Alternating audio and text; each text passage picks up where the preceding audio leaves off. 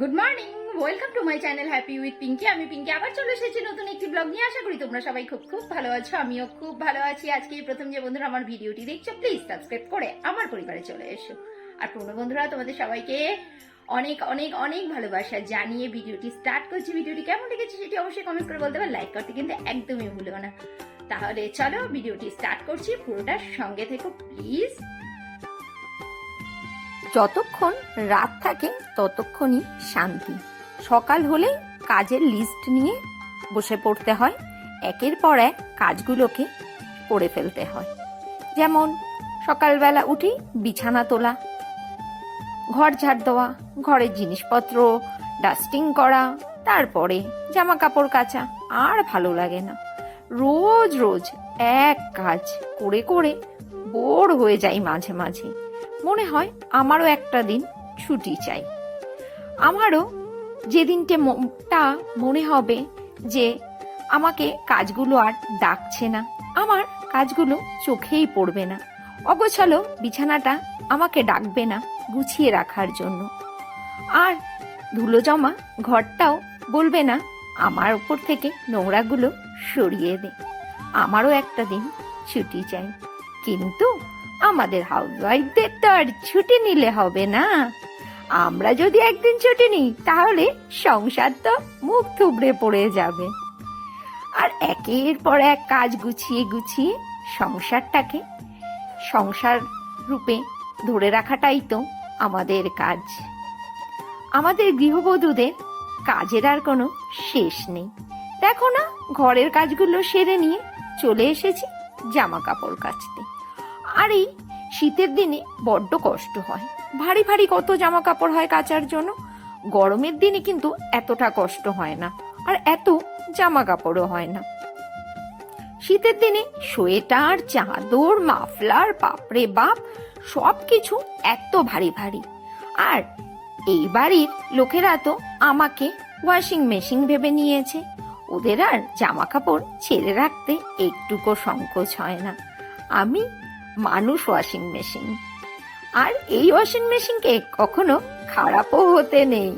তাহলে ওয়াশিং মেশিনকে যে পরের দিনকে 3 ডবল জামা কাপড় কাচতে হবে।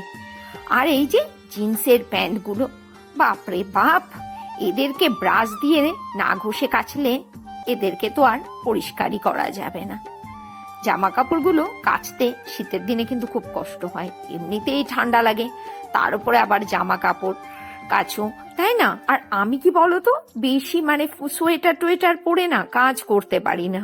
কেমন যেন একটা বিরক্তি লাগে, জল ছিটে ছিটে যায়, সব ভিজে যায়। আবার মনের মধ্যে কেমন যেন একটা খুঁতখুত করে যে এই সার্ফের জল ছিটেছে, রান্নার সময় রান্নার জল ছিটেছে, আর এগুলো পরে থাকবো আমি, কেমন যেন একটা গিনগিন করে। এই জন্য আমি সকালবেলা কাজের সময় বেশি একটা গরম জামা টামা ব্যবহার করি না, যতক্ষণ পারি না করারই চেষ্টা করি আর কি।